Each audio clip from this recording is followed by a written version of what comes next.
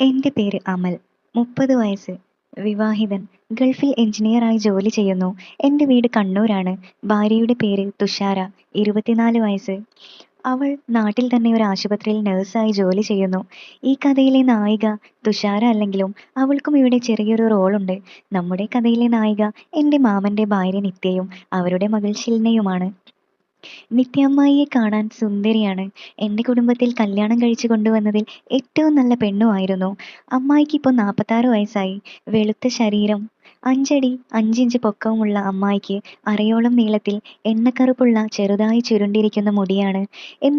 എന്നും രാവിലെ കുളിച്ച് നെറ്റിയിലൊരു ചന്ദനക്കുറിയും നെറുകയിൽ സിന്ദൂരവും വെച്ചാണ് അമ്മായി റൂമിന് വെളിയിൽ വരുന്നത് തന്നെ.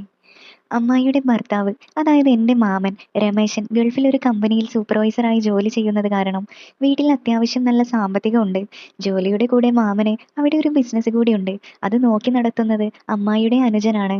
മാമന് ആകെയുള്ളത് ഒരു മകളാണ്, ഷിൽന. അവൾക്ക് 26 വയസ്സ്. അവളും തുഷാരയെ പോലെ നേഴ്സാണ്. തുഷാര ഇവളുടെ കോളേജിൽ തന്നെയാണ് പഠിച്ചത്. അതുകൊണ്ട് ഇവർ തമ്മിൽ മുൻപരിചയമുണ്ട്. തുഷാര ഇവളുടെ ജൂനിയർ ആയിട്ടാണ് പഠിച്ചത്. സത്യം പറഞ്ഞാൽ തുഷാരയെ എനിക്ക് പരിചയപ്പെടുത്തി തന്നതും ഷിൽന തന്നെയാണ്. ഷിൽന കാണാൻ അമ്മായിയുടെ തനി പകർപ്പായിരുന്നു. വീട്ടിലെല്ലാരും പറയും നിത്യയെ മുറിച്ചു വെച്ചതുപോലെ ഉണ്ടെന്ന്. അതേ നിറം, അതേ പൊക്കം, മുടി എല്ലാം അതുപോലെ തന്നെ. ഇനി നമുക്ക് കഥയിലേക്ക് വരാം. കുറച്ച് വർഷങ്ങൾക്ക് പുറകിലോട്ട് പോകേണ്ടി വരും ട്ടോ. അപ്പൊ നമുക്ക് കുറച്ച് വർഷങ്ങൾ പിന്നിലോട്ട് പോകാം. എടാ അമലേ, എണീറ്റേ. എത്ര നേരമായി ഉറങ്ങുന്നു? രാത്രി മുഴുവൻ ഫോണും നോക്കിയിരുന്നിട്ട് ചെറുക്കൻ കിടന്നുറങ്ങുന്നത് കണ്ടില്ലേ? സമയം 11 ആകാറായി. എണീച്ച് വന്നേ. ഓ, എൻ്റെ പൊന്നു ചേച്ചി, ഞാൻ വരാം. ഒരു 10 മിനിറ്റ് കൂടി ഉറങ്ങട്ടെ. ഇവളെ കെട്ടിച്ചു വിട്ടതല്ലേ, എന്നിട്ട് ഒരു സമാധാനം തരുന്നില്ലല്ലോ. ഭർത്താവ് ഗൾഫിൽ ആയതുകൊണ്ടുള്ള നെഗളിപ്പാണ് പെണ്ണിന്. അതല്ലേ ആഴ്ച തോറും കുറ്റിയും പറിച്ച് ഇങ്ങോട്ട് വരുന്നത് മനുഷ്യനെ മെനക്കെടുത്താൻ. ആ, ഇപ്പൊ കാറി വിളിച്ച സാധനമില്ലേ, അവളാണ് അഞ്ജലി. എന്നെക്കാൾ 3 വയസ്സ് മൂത്തതാ. കല്യാണം കഴിഞ്ഞിട്ട് ഇപ്പൊ 3 വർഷമായി. അളിയൻ സുമേഷ് ഗൾഫിലാണ്. പുള്ളി അവിടെ നല്ല സെറ്റപ്പാണ്. വലിയൊരു കമ്പനിയിൽ സെയിൽസ് മാനേജറാണ്.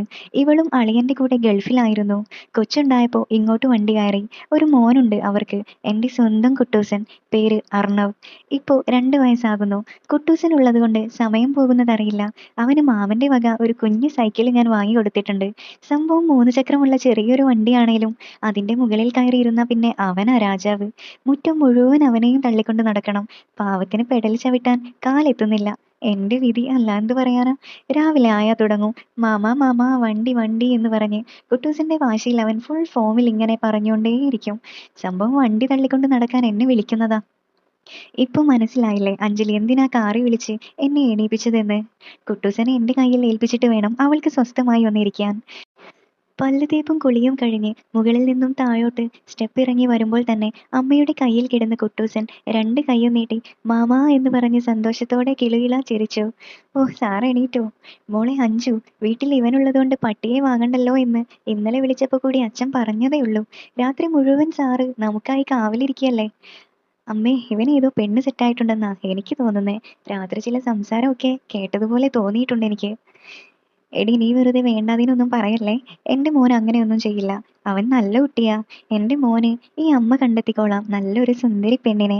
അങ്ങനെ പറഞ്ഞു കൊടുക്കമ്മേ. ഇവളുടെ വിചാരം എല്ലാരും ഇവളെ പോലെ പാതിരാത്രി ഫോൺ വിളിച്ചോണ്ടിരിക്കുകയാണെന്നാ. എടാ പന്നി, ഞാൻ ആരെയാടാ രാത്രി വിളിച്ചേ? വെറുതെ പരദൂഷണം പറഞ്ഞുള്ള സൽപ്പേര് കൂടെ കളയല്ലേ പൊന്നനിയാ. എടി പൊട്ടി, ഞാൻ നിന്റെ ഓനെ വിളിക്കുന്ന കാര്യം ഉദ്ദേശിച്ചത്. നിങ്ങൾ പാതിരാത്രി കൊഞ്ചുന്നത് ഞാൻ കുറച്ചൊക്കെ കേൾക്കാറുണ്ട്. അടുത്ത റൂമിൽ ഞാൻ ഉണ്ടെന്നുള്ള ഓർമ്മയെങ്കിലും നിങ്ങൾക്ക് വേണ്ടേ? കുറച്ച് പതുക്കെയൊക്കെ സംസാരിക്കാൻ കേട്ടോ. അതോടെ ചേച്ചി ക്ലീൻ ഔട്ടായി പോയി. അമ്മേ, ചായ എടുക്ക്. കനത്തിൽ എന്തെങ്കിലും കഴിക്കാനും എടുത്തോ. നല്ല വിശപ്പ്. അങ്ങനെ കുട്ടൂസനെ എൻ്റെ കയ്യിൽ തന്നിട്ട് അമ്മ അടുക്കളയിലേക്കും ചേച്ചി എൻ്റെ കൂടെ ഡൈനിങ് റൂമിലേക്കും വന്നു. എടാ, നിത്യ അമ്മായി രാവിലെ വിളിച്ചിരുന്നു. നീ എഴുന്നേറ്റോ എന്ന് ചോദിച്ചു. അമ്മയാ ഫോൺ എടുത്തത്. എന്താ സംഭവം? ആ, എനിക്കറിയാൻ പാടില്ല. എന്നിട്ട് അമ്മായി എന്താ പറഞ്ഞത്? അമ്മായി കുറച്ച് കഴിഞ്ഞ് ഇങ്ങോട്ട് വരാമെന്ന് പറഞ്ഞു. ഇപ്പോ വരുമായിരിക്കും. അമ്മായി രാവിലെ 8 മണി ആയപ്പോൾ വിളിച്ചതാ. അമ്മ പറഞ്ഞു അവൻ എണീക്കാൻ 10 മണി കഴിയുമെന്ന്. നശിപ്പിച്ചു. അമ്മായിയുടെ മുന്നിലെങ്കിലും കുറച്ച് വിലയുണ്ടായിരുന്നതാ, അതും പോയി കിട്ടി. ഓ പിന്നെ, അമ്മായിയുടെ മോളെ നിനക്ക് കെട്ടിച്ചു തരാ എന്നൊന്നും പറഞ്ഞിട്ടില്ലല്ലോ. അവന്റെ ഒരു വില. നിത്യയുമായി അങ്ങനെയൊന്നും വിചാരിക്കില്ല. അമ്മായി പാവല്ലേ. എന്തായാലും വരട്ടെ. എന്നാലും എന്തായിരിക്കും? ചിലപ്പോ എവിടെയെങ്കിലും പോവാനായിരിക്കും. ഞാനാണല്ലോ കുടുംബത്തിലെ ഒഫീഷ്യൽ ഡ്രൈവർ. നന്നായി പോയി. ആ ചായ വന്നല്ലോ. ഇനി സാറേ ചായ കുടിക്കാൻ നോക്ക്. മോനെ ഇങ്ങത്താ. അങ്ങനെ ചൂട് കട്ടനും ദോശയും ചമ്മന്തിക്കറിയും കൂട്ടി ഒരു പിടുത്തം അങ്ങ് പിടിച്ചു. കൈ കഴുകാൻ വാഷ് ബേസിലോട്ട് പോകുമ്പോഴാണ് പുറത്തു നിന്നും അമ്മായിയുടെ സംസാരം കേട്ടത്. വേഗം കൈ കഴുകി മുഖത്തൊരു 100 വാട്ട് ബൾബും കത്തിച്ചുകൊണ്ട് നേരെ ഉമ്മറത്തേക്ക് വെച്ച് പിടിച്ചു. കുട്ടൂസൻ നേരത്തെ അമ്മായിയുടെ കയ്യിൽ സ്ഥാനം പിടിച്ചിട്ടുണ്ട്. അവനെ എടുത്ത് നിൽക്കുന്നത് കൊണ്ടാണെന്ന് തോന്നുന്നു നിത്യമ്മായിയെ എനിക്ക് ശരിക്കങ്ങ് കാണാൻ സാധിച്ചില്ല. അമ്മായി, അമലൂട്ടൻ ഇത്ര ലേറ്റ് ആയിട്ടാണോ എണീക്കുന്നത്? സമയം 12 ആയല്ലോടാ. ഞാൻ, ഏയ് അല്ല അമ്മായി, ഞാൻ നേരത്തെ എണീച്ചു. ഇവര് കള്ളം പറയുന്നതാ. അമ്മ, എടാ ചെറുക്കാ, എത്ര മണിക്കാടാ നീ എണീറ്റേ? അഞ്ചു. അമ്മായി അതൊന്നും കേൾക്കണ്ട. അവനെ ഞാൻ പോയി വിളിച്ചിട്ടാ എണീറ്റത് 11 കഴിഞ്ഞപ്പോ. ഞാൻ വിഷയം മാറ്റാൻ വേണ്ടി ഇടയിൽ കയറി സംസാരിച്ചു. അമ്മായി എന്താ വന്ന പാടെ മുറ്റത്ത് തന്നെ നിൽക്കുന്നേ? വാ അകത്തോട്ട് കയറിയിരിക്കേ. അമ്മ, അത് ശരിയാണല്ലോ എന്റെ നിത്യയെ, ഞാനും വർത്താനം പറഞ്ഞ് നിന്നോട് ഇരിക്കാൻ പറയാൻ മറന്നു. അമ്മായി, അതൊന്നും കുഴപ്പമില്ല ചേച്ചി, ഇതും എന്റെ വീട് തന്നെയല്ലേ. മാമന്റെ വീട് പണി നടക്കുന്ന സമയത്തൊക്കെ അമ്മായിയും ഷിൽനയും ഒക്കെ ഇവിടെ തന്നെയാണ് നിന്നിരുന്നത്. അന്ന് എന്റെ ചേച്ചി അഞ്ജലി ഗൾഫിലായതുകൊണ്ട് സ്ഥലത്തിന് കുറവൊന്നും വന്നില്ല. മാമൻ കുടുംബസ്വത്ത് വീതം വെച്ചപ്പോ കിട്ടിയ സ്ഥലത്താണ് പുതിയ വീട് വെച്ചത്. ഇവിടുന്ന് നടന്നു പോകാനുള്ള ദൂരമേ ഉള്ളൂ. ഒരു 5 വീട് കഴിഞ്ഞാൽ മാമന്റെ വീടായി. അങ്ങനെ എല്ലാവരും അകത്ത് കയറി സോഫയിൽ ഇരിപ്പുറപ്പിച്ചു. അഞ്ജലി ചേച്ചി വേഗം അടുക്കളയിലേക്ക് പോയി വെള്ളം കലക്കാൻ നോക്കുമ്പോഴേക്കും അമ്മായി എഴുന്നേറ്റ് അവളെ തടഞ്ഞു. ഇപ്പൊ ഒന്നും വേണ്ടെന്ന് പറഞ്ഞു. കുട്ടൂസൻ അവന്റെ ടിപ്പറും JCB എടുത്ത് ഭൂ ഭൂ എന്നൊക്കെ ശബ്ദം ഉണ്ടാക്കുന്നുണ്ട്. അവൻ ഭൂ ഭൂ എന്നാക്കിയ ഒരു ലോഡ് മഴ അവന്റെ വായിൽ നിന്നും തെറിക്കും. മുന്നിൽ 4 പല്ല് വന്നിട്ടുണ്ട് കുട്ടൂസന്. അതുകൊണ്ട് അവന് നന്നായി ഇഷ്ടമുള്ളവരൊക്കെ അവൻ നന്നായി കടിക്കും. അഞ്ജലി ചേച്ചിയും ചെറുപ്പത്തി അങ്ങനെയായിരുന്നു പോലും. അമ്മായി പറഞ്ഞു കേട്ടിട്ടുണ്ട് ചേച്ചി അമ്മായിയെ മുതുകത്തും കവിളിലും ഒക്കെ കടിക്കുന്നുണ്ടെന്ന്. ചേച്ചിയെ കുറ്റം പറയാൻ പറ്റില്ല. ആ ആപ്പിള് പോലെ തുടുത്ത കവിളത്ത് ആർക്കാ വന്ന് കടിക്കാൻ തോന്നാത്തത്? ഇപ്പൊ ഇങ്ങനെ സുന്ദരിയാണെങ്കിൽ കല്യാണമൊക്കെ കഴിഞ്ഞ സമയത്ത് എന്തായിരിക്കും അമ്മായിയുടെ ലുക്ക്? മാമന്റെ കല്യാണാൽബം ഒന്നുകൂടെ മറച്ചു നോക്കണം. അങ്ങനെ ഒരു ആഗ്രഹം എനിക്ക് വന്നു തുടങ്ങി. ഇനി അവിടെ പോയാൽ നോക്കാം. പറ്റുമെങ്കിൽ അതൊക്കെ മൊബൈലിൽ ഫോട്ടോ എടുത്തും വെക്കാം. അപ്പൊ പിന്നെ എപ്പോഴും ഇങ്ങനെ നോക്കാലോ. ഇങ്ങനെ ഓരോ കിനാവ് കണ്ടോണ്ടിരുന്നപ്പോഴാണ് പെട്ടെന്ന് അമ്മായിയുടെ ശബ്ദം കേട്ടത്. അയ്യേ കുട്ടൂസാ, മോൻ ചീച്ചി മുള്ളിയോ? ഭാഗ്യം അമ്മമ്മയുടെ മാക്സിയിലൊന്നും ആക്കിയില്ലല്ലോ. നല്ല മോൻ. ഉമ്മ. ഞാൻ, അമ്മായി എന്താ പറഞ്ഞേ? അമ്മമ്മയുടെ മോനോ? അമ്മ ഇപ്പോഴും ചെറുപ്പമല്ലേ. അയ്യേ അമ്മൂമ്മ ഒന്നും ആയിട്ടില്ല. ചേച്ചി, എടാ പൊട്ടാ, പിന്നെ കുട്ടൂസൻ അമ്മായിയെ എന്താ വിളിക്കുക? അമ്മൂമ്മ എന്നല്ലേ. ഞാൻ, അതൊക്കെ വെറും ഫോർമാലിറ്റി അല്ലേ. അമ്മായിയെ കണ്ട അങ്ങനെ വിളിക്കാനൊന്നും തോന്നില്ല. ഇപ്പോഴും എന്റെ ചേച്ചിയാണെന്നല്ലേ പറയൂ. അത് പറഞ്ഞപ്പോ അമ്മായിയുടെ മുഖത്തൊരു പ്രസാദം ഞാൻ ശ്രദ്ധിച്ചു. ഞാൻ പറഞ്ഞത് ഇഷ്ടപ്പെട്ടു എന്ന് തോന്നുന്നു. അമ്മായി, നിങ്ങൾ ആങ്ങളെയും പെങ്ങളും എന്ത് വേണേലും വിളിച്ചോ. അഞ്ജു, നീ ഒരു തുണി ഇങ്ങെടുത്തേ, ഞാൻ ഇതൊന്ന് തുടക്കട്ടെ, അല്ലെങ്കിൽ മോനെങ്ങാനും വഴുതി വീഴും. അമ്മ, അയ്യോ നിത്യ അതൊന്നും ചെയ്യണ്ട, അവള് തുടച്ചോളും. അമ്മായി, അതൊന്നും സാരല്ല ചേച്ചി.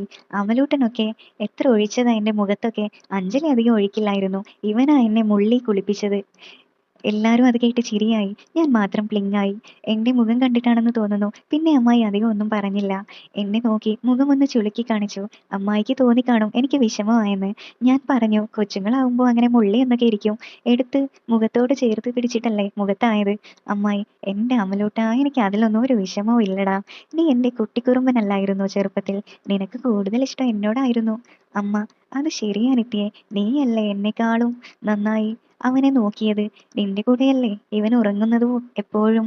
അതിനിടയിൽ ചേച്ചി തുണി കൊണ്ടുവന്ന് തുടച്ച് വൃത്തിയാക്കി കുട്ടൂസൻ ഒരു നിക്കറും ഇട്ട് കൊടുത്തു. അമ്മായി, അതും ഇതും പറഞ്ഞു വന്ന കാര്യം പറയാൻ മറന്നു. ഷിൽനയ്ക്ക് ഒരു ജോലി ശരിയായിട്ടുണ്ട്. അത് പറയാനാ ഞാൻ ഇങ്ങോട്ട് വന്നത്. കുഴപ്പം എന്താണെന്ന് വെച്ചാ ഇവിടെയൊന്നും അല്ല, മംഗലാപുരത്തുള്ള ഒരു വലിയ ആശുപത്രിയിലാണ്. ഇത് കേട്ട ഉടനെ എല്ലാവർക്കും സന്തോഷമായി. പക്ഷേ അമ്മായിയുടെ മുഖത്ത് മാത്രം ചെറിയൊരു പരിഭവം ഞാൻ കണ്ടു. എത്ര ആലോചിച്ചിട്ടും എനിക്ക് അത് മനസ്സിലായില്ല. എന്തായിരിക്കും അമ്മായിക്ക് ഇത്ര ഇഷ്ടക്കുറവ് പോലെ? അമ്മ, അങ്ങനെ എന്റെ കൊച്ചിന് നല്ലൊരു ജോലിയായി, സന്തോഷമായി. അഞ്ജലി, സൂപ്പർ. എന്തായാലും അവളെ കൊണ്ട് നല്ലൊരു ചിലവ് ചെയ്യിക്കണം. ഞാൻ ഗൾഫിൽ പോവാൻ നേരത്ത് എന്നെ മുടിപ്പിച്ചവളാ. അവളെ ഞാൻ വിടില്ല. അല്ല, ഇത് പറഞ്ഞിട്ട് അമ്മായിക്ക് എന്താ ഒരു ഇഷ്ടക്കുറവ് പോലെ? എന്ത് പറ്റി അമ്മായി? അമ്മായി, അതല്ല ഉഷേച്ചി, ദൂരെയൊക്കെ അവളെ പറഞ്ഞു വിടാൻ എന്തോ ഒരു പേടി പോലെ. എനിക്ക് ആകെ ഒരു മോളല്ലേ ഉള്ളൂ. അവളും ഇതുപോലെ എന്നെ പിരിഞ്ഞ് നിന്നിട്ടില്ലല്ലോ. അമ്മ, എൻ്റെ നിത്യയെ മംഗലാപുരമൊക്കെ ഒരു ദൂരമാണോ? ഇപ്പൊ നമ്മുടെ അമലൂട്ടൻ അവിടെയല്ലേ ജോലി ചെയ്യുന്നേ? ആദ്യമൊക്കെ എനിക്കും പേടിയായിരുന്നു. ഇപ്പൊ നോക്കിയേ, അന്ന് അവൻ അവിടെ പോയത് കൊണ്ട് നല്ലൊരു ജോലിയായില്ലേ അവന്. ഇവനും അവിടെ ഉണ്ടല്ലോ. ഷിൽന ഇവന്റെ പെങ്ങളല്ലേ, വേണമെങ്കിൽ നിനക്കും ഇടക്കൊക്കെ അവിടെ പോയി നിൽക്കാമല്ലോ. നീ വെറുതെ ഓരോന്ന് ചിന്തിച്ച് മനസ്സ് വിഷമിപ്പിക്കല്ലേ. ഞാൻ അമ്മായി ഏത് ഹോസ്റ്റലിലാണ് അവൾക്ക് ജോലി കിട്ടിയതെന്ന് അറിയാവോ? എപ്പോഴാ ജോയിൻ ചെയ്യേണ്ടത് ഹോസ്പിറ്റലിൽ? അമ്മായി എന്തോ ഒരു പേര് പറഞ്ഞിരുന്നു മോനെ, ഞാനതങ്ങ് മറന്നുപോയി. ബസ് സ്റ്റാൻഡിൽ നിന്നും ഒരു 15 മിനിറ്റ് ഓട്ടോയിൽ പോയാൽ എത്തുമെന്ന് അവൾ പറഞ്ഞത്. അവളുടെ ഒരു കൂട്ടുകാരിയില്ലേ, ഇടയ്ക്കൊക്കെ വീട്ടിൽ വരാറുള്ള നിമ്മ്യ, അവളും ഭർത്താവും ആ ആശുപത്രിയിലാണ് ജോലി ചെയ്യുന്നത്. അത് കേട്ടപ്പോൾ എനിക്ക് കുറച്ചൊക്കെ സമാധാനമായി. ഞാൻ നിമ്മിയുടെ കല്യാണത്തിനല്ലേ ഞാൻ നിങ്ങളെ കൂട്ടി പോയത്? ആ ഒരു ഓഡിറ്റോറിയത്തിൽ വെച്ചുണ്ടായിരുന്ന കല്യാണം, കണ്ണൂർ ടൗണിലുള്ള. അമ്മായി അത് തന്നെ, അവൾ അവിടെയാ ജോലി ചെയ്യുന്നേ. കുഴപ്പമൊന്നുമില്ല, നല്ല ആശുപത്രിയാണെന്നാ പറഞ്ഞത്. ഒത്തിരി മലയാളി സ്റ്റാഫുകളൊക്കെ ഉണ്ട്. നിമ്മിയുടെ കല്യാണത്തിന് മുൻപ് ഞാൻ അവളെ ഒരുപാട് തവണ അമ്മായിയുടെ വീട്ടിൽ വെച്ച് കണ്ടിട്ടുണ്ട്.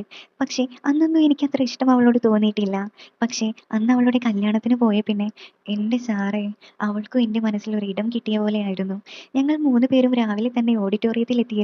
ഷിൽനയുടെ അടുത്ത കൂട്ടുകാരി ആയതുകൊണ്ട് ഷിൽനയും കൂടിയാ അവളെ മേക്കപ്പ് ചെയ്തത്. ഞാനും അമ്മായിയും പുറത്തൊക്കെ നടക്കുകയും കുറേ നേരം അവിടെ ഇരിക്കുകയും ഒരുപാട് സംസാരിക്കുകയൊക്കെ ചെയ്തു അന്ന്. അന്നായിരുന്നു അമ്മായിയുടെ സാന്നിധ്യം എന്നെ വേറൊരു ലോകത്തേക്ക് കൊണ്ടെത്തിച്ചത്. ശരിക്കും പറഞ്ഞാൽ അന്നാണ് ഞാൻ എൻ്റെ നിത്യമ്മായിയെ മറ്റൊരു കണ്ണിലൂടെ കാണാൻ തുടങ്ങിയത്. ചുവന്ന സാരിയിൽ തിളങ്ങി നിന്ന എൻ്റെ അമ്മായി, കൈകൾക്ക് ചുറ്റും ചെറിയ മുത്തുകൾ തുന്നി പിടിപ്പിച്ച ഡിസൈൻ, അമ്മായിയുടെ മുഖമുദ്രയായ ചന്ദനക്കുറിയും നെറുകയിലെ സിന്ദൂരവും അന്നാണ് ഞാൻ കൂടുതൽ ശ്രദ്ധിച്ചത്. എപ്പോഴും അമ്മായിയെ കാണുമെങ്കിലും ഇത്രയും ഭംഗി ആ ചന്ദനക്കുറിക്കും സിന്ദൂരത്തിനും ഉണ്ടെന്ന് അന്നാണ് എനിക്ക് മനസ്സിലായത്. പുറത്ത് എവിടെയെങ്കിലും പോകുന്നുണ്ടെങ്കിൽ അമ്മായി എപ്പോഴും കാതുകളിൽ ഒരു ജിമിക്കിയായിരുന്നു അണിയുന്നത്. അന്നും പതിവ് തെറ്റിച്ചില്ല. നല്ല പത്തരമാറ്റ് സ്വർണത്തിൽ കടഞ്ഞെടുത്ത വലിപ്പമുള്ള ജിമിക്കി. അതിട്ട് കാണാൻ ഒരു പ്രത്യേക സുഖമാണ് എൻ്റെ മുത്തിന്. മാമൻ കെട്ടിയ 10 പവന്റെ സ്വർണമാല അമ്മായി വീട്ടിൽ ഒന്നും ഇട്ട് കാണാറില്ല. പക്ഷെ ഇതുപോലെ എന്തെങ്കിലും ഫംഗ്ഷനൊക്കെ പോകുമ്പോൾ അതെന്തായാലും ഇടാറുണ്ട്. പിന്നെ അമ്മായിയുടെ ഫേവറേറ്റ് നെക്ലേസ്, അത് അമ്മായിയുടെ കഴുത്തിൽ ചുറ്റിപ്പിണഞ്ഞ് കിടക്കുന്നത് കണ്ടാൽ തന്നെ വല്ലാത്തൊരു ഫീലാണ്. ചുവന്ന സാരി ആയതുകൊണ്ടാണെന്ന് തോന്നുന്നു അമ്മായിയുടെ ആഭരണങ്ങളൊക്കെ വെട്ടിത്തിളങ്ങുന്ന പോലെ തോന്നി. കൈകളിൽ എപ്പോഴും ഒരു തടിച്ച വളയാണ് അമ്മായി കല്യാണത്തിനൊക്കെ പോകുമ്പോൾ ഇടാറുള്ളത്.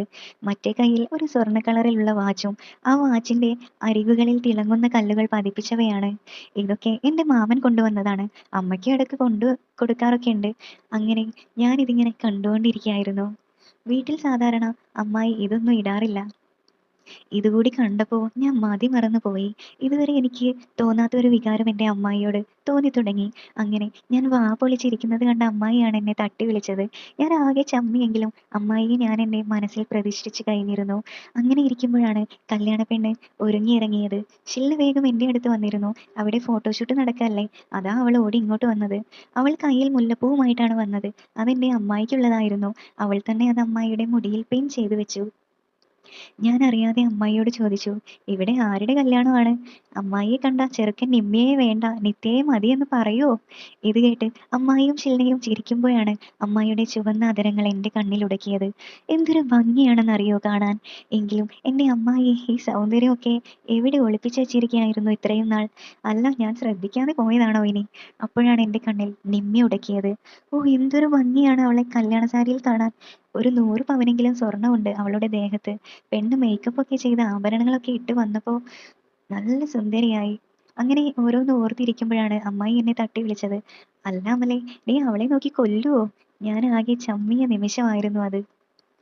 ഞാൻ അമ്മായി ബസ് സ്റ്റാൻഡിൽ നിന്നും അടുത്താണെങ്കിൽ എൻ്റെ റൂമിൻ്റെ അടുത്തായിരിക്കും. അപ്പോൾ പേടിക്കാനില്ല, ഞാൻ അടുത്ത് തന്നെ ഉണ്ടല്ലോ.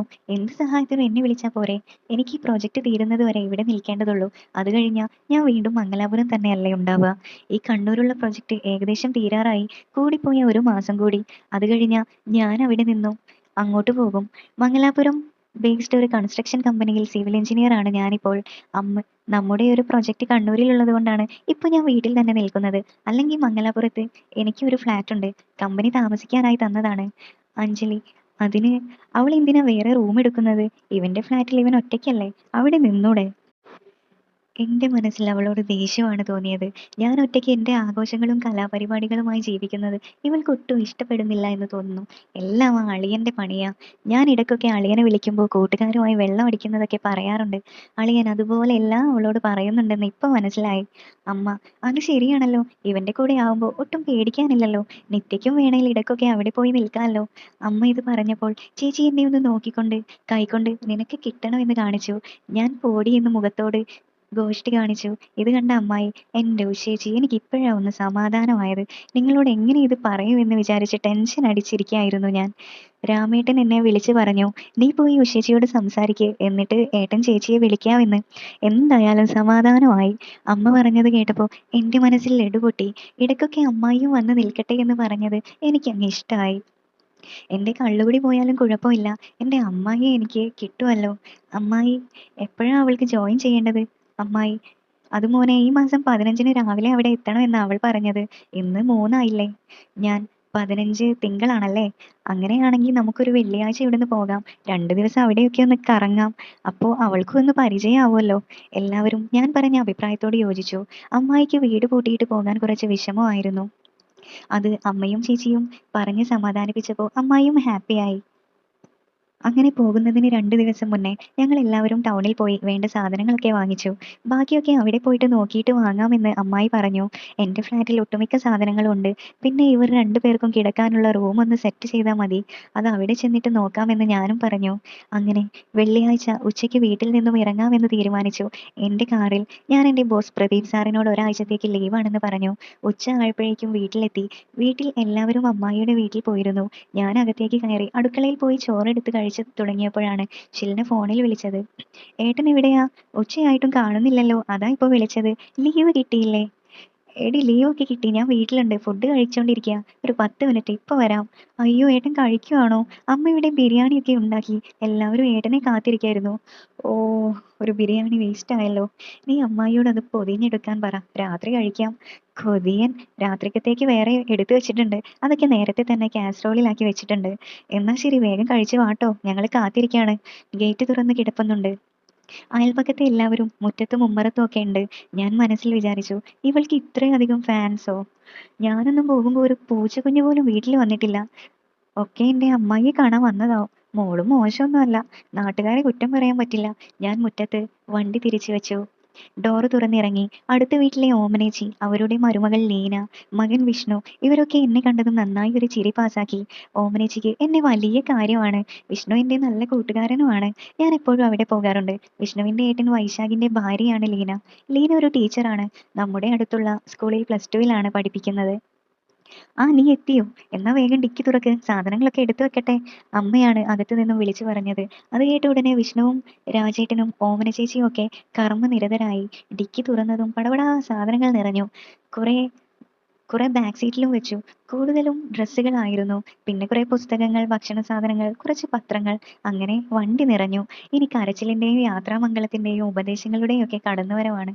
ശ്രദ്ധിച്ചു പോകണം, എന്നും വിളിക്കണം. അങ്ങനെ അങ്ങനെ അങ്ങനെ അങ്ങനെ. നമ്മൾ പോകുന്നതിൽ കൂടുതൽ സങ്കടം കുട്ടൂസനായിരുന്നു. കാരണം അവന്റെ ഡ്രൈവർ കം ചെണ്ട ഞാനാണല്ലോ. അവനെ കൂട്ടാതെ പോകുന്നതിൽ കുട്ടൂസൻ ഭയങ്കര ദേഷ്യത്തിലാണ്. വാവിട്ട് കരയാൻ തുടങ്ങിയിട്ടുണ്ട്. ഇനി നിന്നാ സീൻ കോൺട്രയാകും. അതുകൊണ്ട് ഞാൻ വേഗം വണ്ടിയിൽ കയറി. 2 ഹോൺ അടിക്കുമ്പോഴേക്കും അമ്മായിയും ഷിൽനയും വന്നു കയറി. എല്ലാവരോടും ടാറ്റ പറഞ്ഞ് ഞങ്ങൾ യാത്ര തുടരുന്നു. അമ്മായി മുന്നിലാണ് ഇരിക്കുന്നത്, ഷിൽന പിറകിലും. അങ്ങനെ വണ്ടി ഒരുപാട് ദൂരം പിന്നിട്ടു. അപ്പോഴാണ് ഷിൽന ചായ കുടിക്കാൻ ഓർമ്മിപ്പിച്ചത്. അത് ശരിയാണല്ലോ, സമയം 4 മണിയായി. ഏതായാലും അടുത്ത ഏതെങ്കിലും ഹോട്ടലിൽ ചവിട്ടാം. അങ്ങനെ പാതയോരത്ത് നല്ലൊരു ഫാമിലി ഫ്രണ്ട്ലി റെസ്റ്റോറന്റ് നോക്കി വണ്ടി ഒതുക്കി. എല്ലാവരും അകത്തേക്ക് കയറുമ്പോൾ തന്നെ മുന്നിൽ നടന്നിരുന്ന അമ്മായിയെ അവിടെയുള്ള ആൾക്കാരൊക്കെ നന്നായി വീക്ഷിക്കുന്നത് ഞാൻ ശ്രദ്ധിച്ചു. അവരെയും തെറ്റു പറയാൻ പറ്റില്ല. അങ്ങനെ ചായ കുടി കഴിഞ്ഞ് ഞങ്ങൾ വീണ്ടും യാത്ര ആരംഭിച്ചു. ഷിൽന കയറിയ ഉടനെ ഉറങ്ങി. ഞാനും അമ്മായിയും സംസാരത്തിൽ മുഴുകി. ഹോട്ടലിലെ ആൾക്കാരൊക്കെ എന്തൊരു നോട്ടമാ നോക്കിയത് എന്ന് അമ്മായി തന്നെ പറഞ്ഞു. അത് പിന്നെ അവരെ പറഞ്ഞിട്ട് കാര്യമില്ല. അമ്മായിയെ കണ്ട ആരും ഒന്ന് നോക്കിപ്പോകും. അതെന്താടാ, അത്രക്ക് മോശമാണോ നിന്റെ അമ്മായി? അതല്ല എൻ്റെ പൊന്നെ, ഒടുക്കത്തെ ഗ്ലാമറാ എന്നാ ഞാൻ ഉദ്ദേശിച്ചത്. ഒന്ന് പോ അമലൂട്ടാ, അത്രയ്ക്കൊന്നുമില്ല. അമ്മായി കിളവിയല്ലേടാ. കിളവിയായിട്ടാണോ ഷിൽനയെ നോക്കാതെ എല്ലാവരും അമ്മായിയെ തന്നെ നോക്കിയത്? ആ, എങ്കിൽ അങ്ങനെ ആവട്ടെ. എല്ലാവരും നോക്കട്ടെടാ, നമുക്ക് കാശ് ചിലവൊന്നും ഇല്ലല്ലോ. അങ്ങനെ ആരും എൻ്റെ അമ്മായിയെ നോക്കണ്ട, എനിക്കിഷ്ടമല്ല അത്. അയ്യോടാ, എൻ്റെ മോന് സങ്കടമായോ? അത്രയ്ക്ക് ഇഷ്ടമാണോ മോന് അമ്മായിയെ? സങ്കടമായതല്ല, എനിക്കെന്തോ ഇഷ്ടമല്ല. ആരും അങ്ങനെ എൻ്റെ അമ്മായിയെ നോക്കി ആസ്വദിക്കണ്ട. അപ്പോ അമലൂട്ടനാണോ ഇനി അമ്മായിയെ നോക്കാൻ പോകുന്നത്? അതും പറഞ്ഞ് അമ്മായി ചിരിക്കാൻ തുടങ്ങി. ഇത് തന്നെ അവസരമെന്ന് കരുതി ഞാനും വിട്ടുകൊടുക്കാൻ തയ്യാറായില്ല. എങ്ങനെയെങ്കിലും അമ്മായിയുടെ മനസ്സിൽ കയറിപ്പറ്റി കാര്യം സാധിക്കണം. അയ്യേ, ഈ അമ്മായി എന്തൊക്കെയായി പറയുന്നേ? ഞാനങ്ങനെ അമ്മായിയെ എപ്പോഴെങ്കിലും നോക്കിയിട്ടുണ്ടോ? ഇല്ലേ? സത്യമായിട്ട് പറ. നീ അമ്മായിയോട് പറ. ഇല്ലെങ്കി വേണ്ട, ഞാൻ വിട്ടു. അമ്മായി വെറുതെ എന്നെ കളിയാക്കല്ലേ. ഞാൻ അങ്ങനെ വേണ്ടാത്ത രീതിയിലൊന്നും ഇതുവരെ നോക്കിയിട്ടില്ല. സത്യമായിട്ടും. അയ്യടാ കള്ളച്ചെറുക്കാ, സത്യമായിട്ടും നീ നോക്കിയിട്ടില്ല? നിമ്മിയുടെ കല്യാണത്തിന് പോയപ്പോ നീ നോക്കിയില്ല? ഇതും പറഞ്ഞുകൊണ്ട് അമ്മായി എൻ്റെ മുഖത്തേക്ക് നോക്കി ഒരു കള്ളച്ചിരി ചിരിച്ചു. അത് കേട്ടപ്പോ ഞാൻ ഞെട്ടിയെങ്കിലും അമ്മായി ചിരിച്ചപ്പോ ആശ്വാസമായി. അമ്മായി, അമ്മായി അത് ഞാൻ ചുമ്മാതാണോ വായും പൊളിച്ച് നോക്കിയത്? ഇതും പറഞ്ഞ് അമ്മായി എൻ്റെ മുഖത്ത് തന്നെ നോക്കിയിരിക്കുന്നു. എൻ്റെ മറുപടി പ്രതീക്ഷിച്ച് ആകാംക്ഷയോടെ എന്നെ നോക്കി അമ്മായി. അമ്മായി അവൾ പുറകിലുണ്ട്. എല്ലാം കേൾക്കുന്നുണ്ടാവും. എന്നെ നാണം കെടുത്തല്ലേ എൻ്റെ പൊന്നമ്മായി. അവൾ ഉറങ്ങിയ ശവമാണെടാ. അതൊന്നും നീ പേടിക്കണ്ട. നീ പറ, നീ അമ്മായിയെ നോക്കിയിട്ടില്ലേ? അമ്മായി സോറി, അന്ന് എനിക്ക് അങ്ങനെ പറ്റിപ്പോയി. ഞാൻ പെട്ടെന്ന് അമ്മായിയെ അങ്ങനെ കണ്ടപ്പോ സോറി. ഇനി ഉണ്ടാവില്ല. സോറി അമ്മായി. അയ്യേ, എൻ്റെ അമലൂട്ടൻ ഇത്രയ്ക്ക് പാവമാണോ? എൻ്റെ മോൻ എന്തിനാ സോറിയൊക്കെ പറയുന്നേ? ഞാൻ എന്നെ സ്വന്തം അമ്മായിയല്ലേ. അന്ന് ഞാൻ ശ്രദ്ധിച്ചിരുന്നു നീ വാ പൊളിച്ച് നോക്കുന്നത്. എന്നിട്ട് അമ്മായി എന്താ അപ്പൊ എന്നെ തടയാതിരുന്നേ? എങ്കിൽ ഞാൻ നോക്കില്ലായിരുന്നല്ലോ. എന്തിനാ തടയുന്നത്? നമ്മളെ ആരെയും നോക്കുന്നത് നമുക്കൊരു സന്തോഷമല്ലേ. അതും മോൻ പറഞ്ഞ പോലെ വേറെ ആരും അല്ലല്ലോ. ആട്ടെ, അന്ന് എന്തായിരുന്നു അമ്മായിക്ക് പ്രത്യേകത? നീ എന്നെ എപ്പോഴും കാണുന്നതല്ലേ. അതറിയില്ല. അമ്മായിയെ അന്ന് ഞാൻ ആദ്യമായി അങ്ങനെ നോക്കിയത് അന്നായിരുന്നു. എനിക്കെന്തോ ഭയങ്കര ഇഷ്ടം തോന്നിപ്പോയി. എന്ത് ഭംഗിയാണെന്ന് അറിയായിരുന്നു അന്ന് കാണാൻ. എനിക്കും നീ നോക്കുമ്പോ എന്തോ ഒരു ഇഷ്ടം തോന്നിയടാ. അതാ ഞാനും ഒന്നും പറയാതിരുന്നേ. ആട്ടെ, മോനെ എന്താ കൂടുതൽ ഇഷ്ടപ്പെട്ടത്? ഇത്രയും സംസാരിക്കുമ്പോഴും എനിക്ക് ആകെ വിറച്ചു തുടങ്ങിയിരുന്നു. സ്ഥലം എത്താറായതുകൊണ്ട് ഞാൻ പിന്നെ അധികം സംസാരിക്കാൻ പോയില്ല. അമ്മായിയോട് പിന്നെ പറയാമെന്ന് പറഞ്ഞ് ഞാൻ ഒഴിഞ്ഞു. ഇനി എൻ്റെ കൂടെയല്ലേ അമ്മായി. പതിയെ അമ്മായിയെ എൻ്റെ സ്വന്തമാക്കണം. അങ്ങനെ എൻ്റെ സ്വപ്നങ്ങൾ പൂവണിയിക്കണം. അല്പനേരത്തെ ഡ്രൈവിങ്ങിന് ശേഷം ഞങ്ങൾ ഫ്ലാറ്റിലെത്തി. റൂമൊക്കെ ആകെ അലങ്കോലമായി കിടക്കായിരുന്നു. മൂന്നാളും ചേർന്ന് അതൊക്കെ വൃത്തിയാക്കി രാത്രിയിലേക്കുള്ള ഭക്ഷണവും കഴിച്ച് കിടന്നു. ഇനി അങ്ങോട്ട് എൻ്റെ ദിനങ്ങളാണെന്ന് എനിക്കറിയാം. അങ്ങനെ ഓരോന്ന് ആലോചിച്ച് ഞാൻ ഉറങ്ങി.